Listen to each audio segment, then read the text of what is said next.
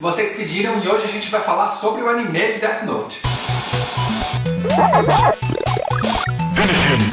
E aí pessoal, tudo bem? Eu sou o Rodrigo, esse é o Canal Zero e hoje eu trago um vídeo que vocês me pediram. A gente vai falar um pouco sobre o anime do Death Note. No vídeo com a crítica que eu fiz com os spoilers da versão live action da Netflix, vocês pediram para eu falar sobre o anime, então estamos aqui. Eu escrevi 3 roteiros para esse vídeo, só que eu achei que eles ficaram longos demais, complicados demais, e a minha ideia não é contar em detalhe toda a história de novo para vocês. Eu não queria gastar meia hora falando sobre o anime com vocês para não tomar demais o tempo. Então o que eu fiz? Eu peguei os principais pontos da trama, alguns spoilers, e coisas o suficiente para deixar quem não viu ainda intrigado e quem já viu interessado em rever, ou para a gente poder levantar uma discussão interessante aqui. Então se você encontrar alguma coisa que você achar muito importante aqui e eu não tiver dito, você pode usar os comentários para a gente complementar e fazer um guia enorme de Death Note para quem não viu ainda. O que você acha? Dito isso, vale a pena reforçar que vai ter spoiler, não vai ter jeito, tá? Mas se você já é de casa, você sabe que spoiler aqui não é um grande problema. E se você veio aqui para ver a crítica do filme, eu vou deixar no card o vídeo que eu fiz com os spoilers e a crítica do filme para você conferir lá. Mas antes, confere esse aqui para você conhecer melhor sobre o anime se você ainda não conhece. Eu prometo que vale a pena. Regras dadas, se você caiu aqui de paraquedas, se inscreve no canal se você ainda não for inscrito. Se você gostar desse vídeo no final, dá o seu like para eu saber. Comenta aí se você já viu o anime, se você viu o filme, o que você acha.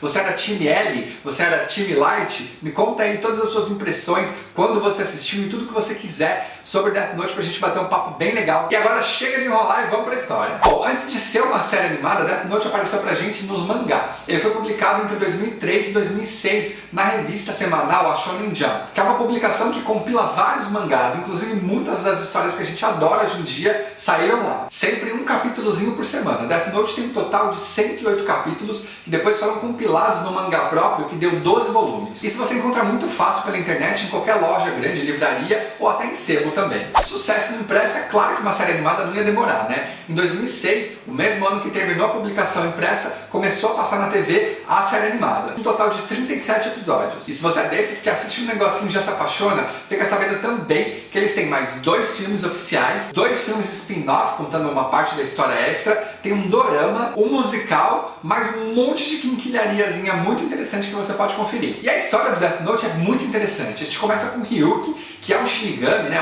um deus da morte, que está entediado lá no mundo dele e ele decide jogar um Death Note na Terra. O Death Note é um caderno que tem poderes sobrenaturais. O poder desse caderno é: qualquer pessoa que tiver um nome escrito nele vai morrer. Via de regra, essa pessoa morre do coração em 40 segundos após o seu nome ter sido colocado no caderno. Mas as regras totais do caderno a gente nem chega a descobrir todas, mas a maioria delas a gente vai descobrindo ao longo da animação. E aí na Terra quem encontra esse caderno é o Light Yagami, um estudante de ensino médio super inteligente e que também está entediado, assim como o Ryuki. E o que a gente vê a partir daí é a transformação de um estudante normal num justiceiro que quer acabar com todos os crimes do mundo e se tornar o deus desse novo mundo que ele vai criar. O pano de fundo dessa série é totalmente costurado em Maquiavel, dar poder ao homem para conhecer quem ele é de verdade. Mas há alguns problemas na história apesar disso, tá? A série começa num ritmo muito bom, dá uma arrastada no meio e depois entra com tudo pro final. Eu diria que a gente consegue enxugar fácil aí pelo menos uns 3, 4 episódios nessa série, porque tem uma gordurinha. A gente não tiraria nenhum episódio específico, mas alguns minutos de duração, mais ou menos 1 hora de duração aí a menos,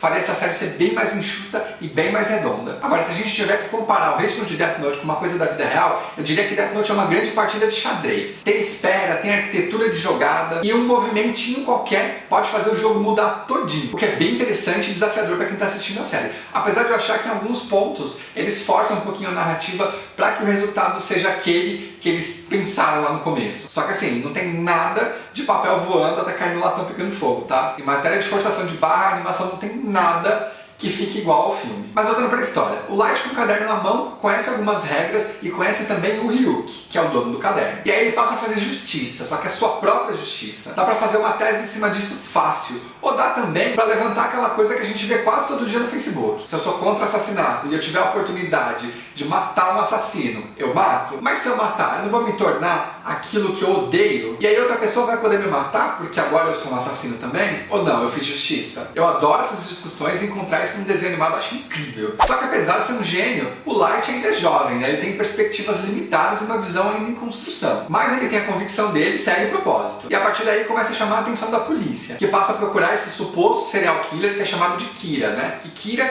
é como os japoneses dizem killer. Esse nome nem foi escolhido pelo Light, Foi os fanáticos aí pelas ações do Kira que acabaram dando esse nome pra ele. Ele gostou e adotou. E aí do outro lado, junto com a polícia, a gente tem o L, que é uma pessoa que ajuda a investigar casos super complicados. É outro gênio também. E o rosto dele nunca foi visto, convenientemente, né? Já que o Kira consegue matar você tendo o seu rosto em mente. Ele precisa ter visto o seu rosto na hora de escrever o nome e tem que estar pensando em você para que o caderno funcione. Isso ajuda a evitar assassinar um homônimo, por exemplo, né? Inclusive esse recurso é usado mais pra frente quando o L se apresenta pro Light sabendo meio que ele é o Kira e diz o nome de um ator famoso, porque assim ele consegue se proteger, porque na hora de escrever, se ele pensar no nome desse ator, né, se ele pensar no rosto desse ator famoso, quem morre é o cara e ele descobre que o Light efetivamente é o Kira. Olha só. E aí nessa parte de xadrez, a gente vai cada vez mais acompanhando a caçada ao Kira e as suspeitas todas caindo em cima do Light. Do outro lado é o Light tentando manter o seu propósito em pé sem ser pego. Só que a partir daí o menino que só matava criminosos já começou a expandir a mente dele. Agora quem se opõe às ideias dele também passa a correr risco. E olha aí a gente falando sobre ditadura, sobre censura e o perigo de ter muito poder concentrado na mão de uma pessoa só. Além disso, a gente ainda tem nessa série o questionamento de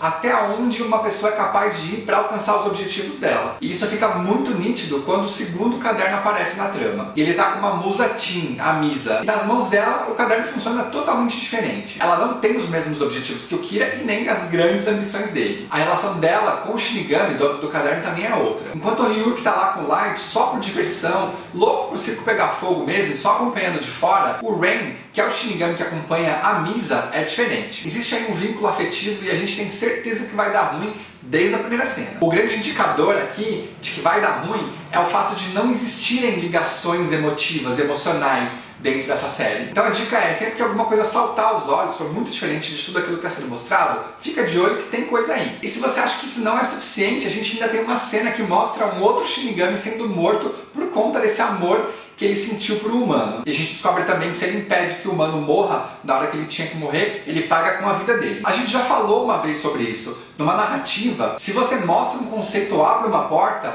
provavelmente a gente vai voltar nesse assunto mais pra frente. E voltando para os limites, a gente tem mais um interessante que é pra saber até onde o cara pode chegar. Você daria metade da sua vida para um Shinigami em troca de ter os olhos dele, o poder de conseguir enxergar o nome de todas as pessoas e a quantidade de vida que resta para elas? Pois a Misa fez esse acordo com o Shinigami dela e foi graças a esse acordo que ela conseguiu encontrar o Light, que é o Kira. Aí, mais jogo. Ela ficou obcecada pelo Kira porque o Kira matou o assassino dos pais dela. Pra ele foi só mais uma morte, ele nem tem ideia disso que ele fez pra ela. Mas pra ela é justiça, e olha só que interessante como funciona essa coisa do ponto de vista também numa história. E aí ao longo desse jogo de gato e rato entre Light e L e a polícia, às vezes o Light é gato, às vezes o Light é rato, rola muita reviravolta e o final culmina na morte do L. Uma morte bem arquitetada pelo Light, inclusive. E essa morte inclui abdicar do caderno, perder a memória, manipular Shinigami e mais um monte de nó que se você não tiver muito ligado na história, você se perde mesmo. E aí nesse meio tempo a gente tem alguns episódios de gordura, sabe? Umas tramas paralelas. Esse caderno que o Light abre mão vai para um executivo de uma empresa que usa o caderno ainda de uma outra forma, de uma terceira forma, que é para matar os empresários concorrentes da empresa dele. E esse arco é interessante porque dá a oportunidade da personagem da Misa crescer um pouco e não ficar só aquela menina irritante que ela era a maior parte do tempo. Mas o que mais chama atenção nesse ponto é a morte do Ed, sem dúvida. Ela também é mais uma prova de que os vínculos emocionais aqui não vão pegar de jeito nenhum. Ele morre no mesmo episódio que ele diz que ele considera o Light um amigo. Difícil não sentir a morte dele, viu? Mas a gente também perde o Ren, que é o Shinigami da Misa. Ele mata o L e o Atari para evitar que a Misa seja pega. Isso acaba custando a vida dele também. A outra morte muito sentida, viu? E aí o que a gente tem? Conceito apresentado e executado. Depois disso a série muda bastante. A gente tem uma passagem de tempo e agora o Light tem 23 anos e trabalha na polícia efetivamente. Novos personagens são introduzidos na trama e a gente conhece dois personagens que são possíveis sucessores do L, o Melo e o Nier, que apesar de ter o carisminha deles lá, eles não são tão interessantes quanto o L. E com pouco tempo de série que sobra, fica muito claro que a gente não vai ter muito tempo de se apegar a eles. Eles vão ficar com a gente por 11 episódios. A questão com esses personagens é que são novos objetivos chegando numa série que já tá na reta final. O Melo e o Nier são dois garotos prodígios também, que foram criados num orfanato que era mantido pelo pai do L, né, o Atari, pra suceder ele caso acontecesse alguma coisa. Eles não trabalham juntos e tem uma certa rivalidade entre eles, mas que fica muito mais puxada pro lado do Melo. Ele não quer pegar o Kira, ele quer pegar o Death Note para matar o Nier, que é o seu grande concorrente. No caso do Nier, ou N, o objetivo dele é pegar o Kira e reestabelecer a paz, né, o padrão de novo. O Melo é totalmente emocional e o Nier é totalmente racional. Preciso dizer quem vai se dar mal nessa série? Não preciso, né? Segue a história. E aí com essa coisa entre os dois, começa a expandir a trama. Se antes o foco maior e principal era no Japão, agora a gente tem Estados Unidos envolvido. A gente tem o pai do Light indo até Los Angeles para resolver um caso de sequestro, que é a filha dele pelo Death Note. Eu tô contando bem por cima, tá? Porque as tramas em si, elas são bem mais complexas que isso. As tramas de Death Note demandam muita atenção da gente pra gente não se perder, porque é tanto nozinho e é tanta relação misturada e os nomes que a gente não tá tão acostumado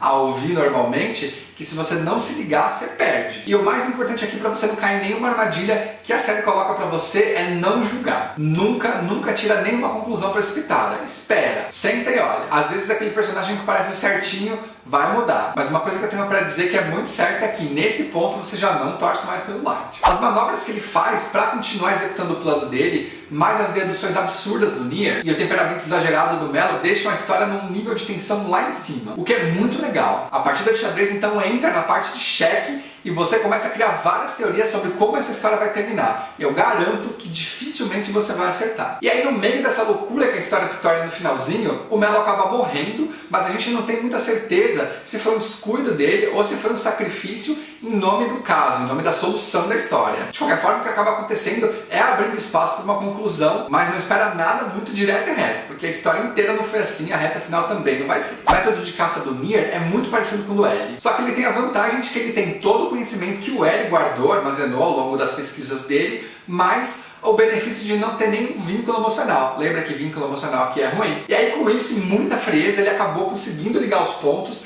e conseguiu também provar que o Light é o Kira. Ele foi ganhando aliados, comendo pela beirada e foi construindo uma rede que não teve jeito de escapar. A estratégia dele incluiu até falsificação de Death Note e mais mil coisas, tipo do arco da velha mesmo. E no desfecho final, a gente tem reviravolta em cima de reviravolta, em cima de reviravolta, em cima de blefe. É muito louco, tem que ficar muito ligado. E aí quando o Light é encurralado e confrontado, ele perde a linha. E a gente já sabe o que acontece com quem perde a linha em Death Note, certo?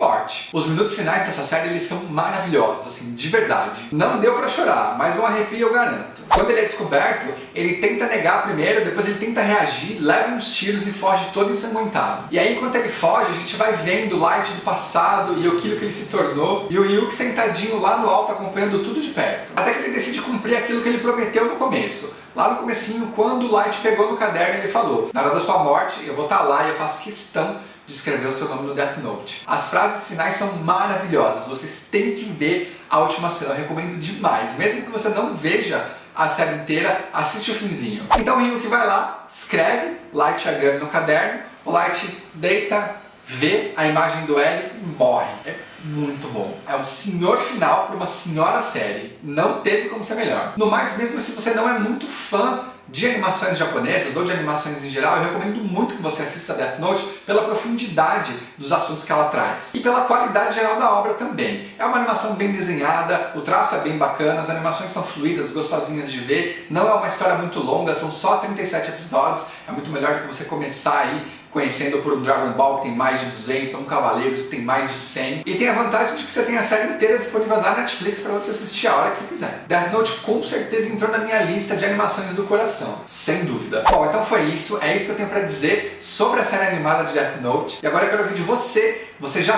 viu a série animada? Você assistiu o filme? Você curtiu? Você leu o mangá? Me conta aí qual é a sua relação com Death Note. Você gostaria de ter um caderno? Que nomes você colocaria no seu Death Note? Me conta tudo aí nos comentários que eu quero saber. E não esquece de dar um pulo lá na minha crítica do filme para você conferir também o que eu achei e todos os spoilers e a gente poder bater mais papo por lá também, beleza? Então é isso, se inscreve no canal, dá o seu like se você gostou desse vídeo, compartilha com seus amigos também e fica ligado que a gente tem 2 vídeos por semana, beleza? Agora eu vou ficando por aqui, a gente se vê no próximo vídeo e até já!